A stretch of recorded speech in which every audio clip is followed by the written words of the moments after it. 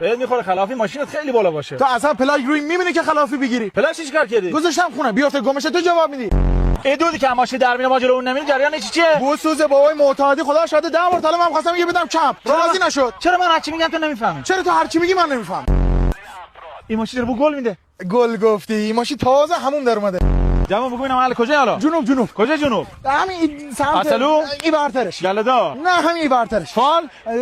دورایو هستا. مو ای خدا دورایی اشتباه رفتی. بچه چرکی؟ از یه دغدغه بگی. بلاسکر؟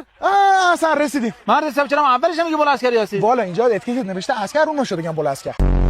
اصلا قباچه من هر کی آدرست نمیگیرم یکی تعریف خوبیت نمیکنه. کاکا پشت آدم موفق همیشه حرفه. آقا من یه اتکلون میخوام برای دیت. دکی دیت.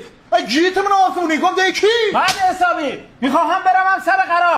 میگم جوون یه اتکلای نداری که با من سازگار باشه؟ بلک افغان بدمت. نه ضعیفه. بلک افغان ضعیفه. خدا شاده 2 تا پیسش رو تن یه نفر زدم الان یه هفتم داره گچکاری میکنه. جناب یه اتکلونی میخوام مثل همین سکسی باشه. یه اتکلونی آوردم بزنم لذت چی برسه. اوف